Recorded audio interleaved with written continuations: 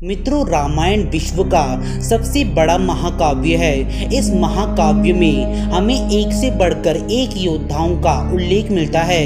इनमें से बहुत से योद्धा तो ऐसे थे जिन्हें परास्त कर पाना स्वयं देवताओं के लिए भी संभव नहीं था। फिर चाहे वो मर्यादा पुरुषोत्तम भगवान श्री राम हो, भगवान शिव के रुद्र अवतार हनुमान जी हो, लंका अधिपति रावण हो या फिर उनके छोटे भाई कुंभकर्ण हो, परंतु इन सभी के अलावा भी हमें रामायण में एक ऐसे योद्धा का उल्लेख मिलता है जिसे परास्त कर पाना बहुत ही ज्यादा कठिन था। बात चाहे बल की हो, ज्ञान की हो, अस्त्र शस्त्र विद्या की हो या फिर माया रचने की हो, उस युग में उसके समान दूसरा और कोई भी योद्धा नहीं था। जी हाँ मित्रों, हम बात कर रहे हैं रावण पुत्र मेघनाद के बारे में। आज की इस वीडियो में हम जानेंगे कि मेघनाद कितने शक्तिशाली थे, कौन कौन से युद्ध लड़े थे उन्होंने, कौन कौन से अस्त्र शस्त्र थे उनके पास और किन किन योद्धाओं को उन्होंने युद्ध में परास्त किया था। वीडियो की शुरुआत करने से पहले एक बार सच्चे दिल से जय श्री राम और जय बजरंगबली अवश्य कहिएगा।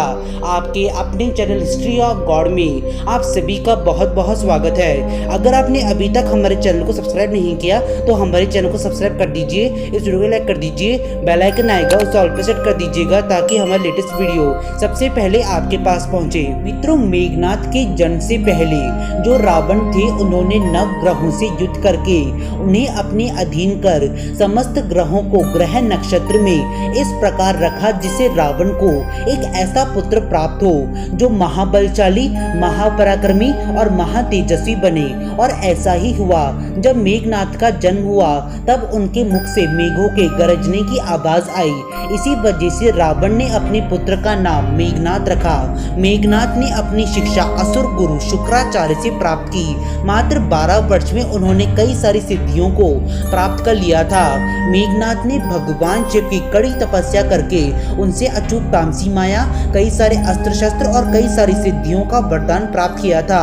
उन्होंने ब्रह्मदेव की तपस्या करके उनसे अचूक ब्रह्म शास्त्र का ज्ञान प्राप्त किया था। इसके अलावा भी उन्हें कई सारे वरदान प्राप्त हुए थे। मेघनाद का नाम उन योद्धाओं में लिया जाता है जिन्होंने आदि काल में वैष्णव यज्ञ को पूर्ण किया था। माना जाता है कि भगवान श्री हरि विष्णु रावण पुत्र मेघनाद और सूर्य पुत्र दानवीर कर्ण के अलावा दूसरे और कोई योद्धा नहीं थे जो वैष्णव यज्ञ को पूर्ण कर पाए थे। मित्रों, जो मेघनाद थे उन्होंने देवराज इंद्र को युद्ध में परास्त करने से पहले रुद्रों, आदित्यों, वसुओं और मारुतों को परास्त किया था। उनके अस्त्रों को अचूकता और अजेयता का वरदान प्राप्त था जो उन्हें और भी ज्यादा शक्तिशाली बनाते थे। जब मेघनाद स्वर्गलोक पहुंचे तब इंद्रदेव के साथ युद्ध करने से पहले उन्होंने कई सारे देवताओं को परास्त किया। तत्पश्चात उनका देवराज इंद्र के साथ युद्ध आरंभ हुआ जो कई दिनों तक चलता रहा, पर अंत में मेघनाद ने देवराज इंद्र को परास्त कर उन्हें अपना बंदी बना लिया और भी उन्हें अपने साथ लंका ले गए। बहुत वर्ष बीत जाने के बाद भी जब देवराज इंद्र स्वर्गलोक वापस नहीं गए तो इसे स्वर्गलोक का संतुलन बिगड़ने लगा। तब ब्रह्मदेव लंका पहुंचे। ब्रह्मदेव ने मेघनाद से कहा कि तुमने इंद्र को परास्त किया है, इसलिए आज से यह संसार तुम्हें इंद्रजीत के नाम से जानेगा। तब ब्रह्मदेव ने कहा कि तुम अब इंद्र को मुक्त कर दो। इस पर मेघनाद ने कहा कि प्रभु, मैंने उसे अपने बाहुबल से अपना बंदी बनाया है तो मैं उसे इस प्रकार कैसे मुक्त कर दूं। इस पर ब्रह्मदेव बोले कि यदि तुम इंद्रदेव को मुक्त कर दोगे तो इसके बदले में मैं तुम्हें एक वरदान दूंगा।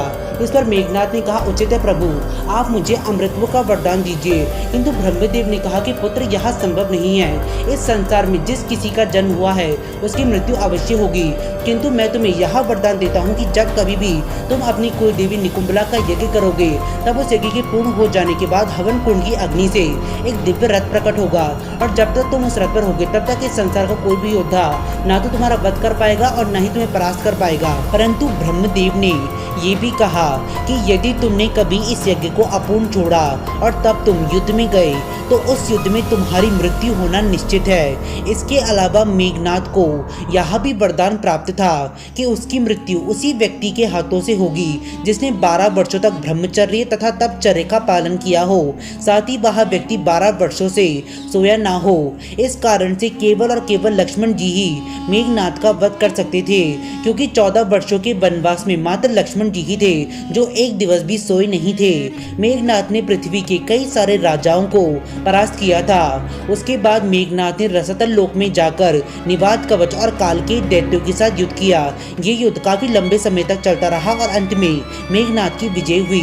तत्पश्चात उनका युद्ध वासुकी नाग और अन्य नागों से हुआ। मेघनाथ ने वासुकी नाग और समस्त नागों को परास्त कर दिया।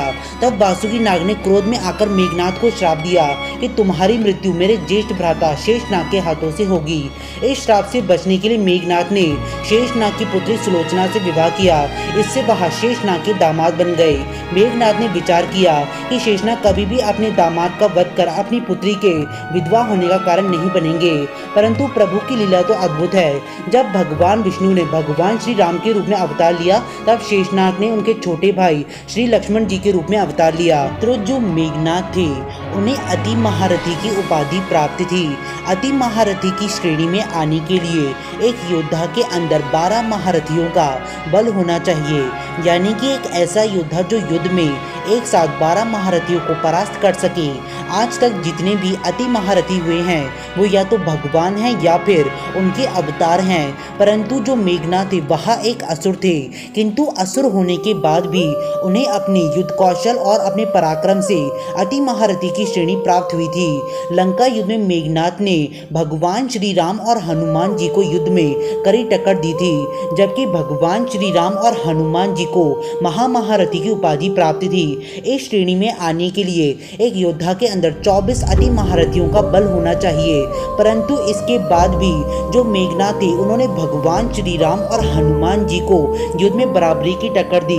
लक्ष्मण जी के साथ हुए युद्ध में वे कई बार लक्ष्मण जी के ऊपर हावी हुए। उन्होंने लक्ष्मण जी के ऊपर शक्ति बाण का प्रयोग किया, जिससे लगभग उनकी मृत्यु हो ही चुकी थी। परंतु उसी समय हनुमान जी लक्ष्मण जी की रक्षा हेतु संजीवनी बूटी लेकर आए, किंतु यदि हनुमान जी उस समय संजीवनी बूटी ना लेकर आते तो उस समय लक्ष्मण जी के प्राणों की रक्षा कर पाना बहुत ही ज्यादा कठिन होता। मित्रों, लंका युद्ध में जब भगवान श्री राम द्वारा कुंभकर्ण का वध हुआ, तब रावण के समक्ष अंतिम विकल्प बचा उसका पुत्र मेघनाथ। मेघनाथ ही वो योद्धा थे जिन्होंने सबसे अधिक मात्रा में वानर सेना का नाश किया। उन्होंने भगवान श्री राम और लक्ष्मण जी से युद्ध करते समय उन पर नागपाश का प्रयोग किया। तब नागपाश ने उन्हें अपने बंधन में बांध लिया। तब हनुमान जी गरुड़ देव को लेकर आए। गरुड़ देव की सहायता से भगवान श्री राम और लक्ष्मण जी को बंधन से मुक्त किया गया। जब मेघनाथ भगवान श्री राम और लक्ष्मण जी को परास्त नहीं कर पाए, तब मेघनाथ ने निकुंभला यज्ञ करने का निर्णय लिया, क्योंकि इस यज्ञ के पूर्ण हो जाने के बाद मेघनाथ को परास्त कर पाना अथवा उनका वध कर पाना असंभव हो जाता। तब लक्ष्मण जी और हनुमान जी द्वारा यज्ञ को नष्ट किया गया। तत्पश्चात मेघनाथ जब युद्ध करने के लिए आए, तब उन्होंने लक्ष्मण जी के ऊपर त्रिदेवों के महाअस्त्र ब्रह्मास्त्र, वैष्णवास्त्र और पाशुपतास्त्र का प्रयोग किया, किंतु वह सभी अस्त्र लक्ष्मण जी की परिक्रमा करके मेघनाथ के पास वापस चले गए। और ऐसा इसीलिए हुआ क्योंकि मेघनाथ ने निकुंभला के यज्ञ को बीच में ही छोड़ दिया था। इसी कारण से उनका वध होना तो निश्चित था। तब लक्ष्मण जी और मेघनाथ के बीच महायुद्ध आरंभ हुआ, जो कि 3 दिनों तक चलता रहा। परंतु लक्ष्मण जी को मेघनाथ का वध करने में बहुत ही ज्यादा मुश्किल हुई, पर अंत में लक्ष्मण जी ने इंद्रास्त्र का प्रयोग करके मेघनाथ का वध किया। मित्रों, अब बात करते हैं कि मेघनाथ के पास कौन कौन से अस्त्र शस्त्र थे। मेघनाथ को हर प्रकार के शस्त्र को चलाने में निपुणता हासिल थी।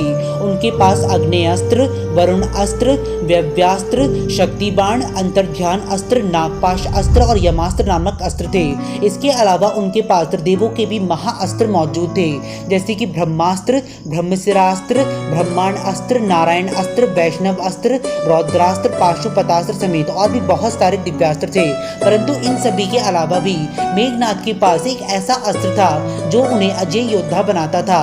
यह अस्त्र उन्हें स्वयं भगवान शिव से प्राप्त हुआ था और वह अस्त्र था शांभव अस्त्र। इस अस्त्र का ज्यादातर प्रयोग अपने बचाव के लिए किया जाता था। यदि शांभव अस्त्र को उसकी पूर्ण शक्ति के साथ चला दिया जाए, तब यह संपूर्ण ब्रह्मांड को अपने अंदर निकलने की शक्ति रखता था।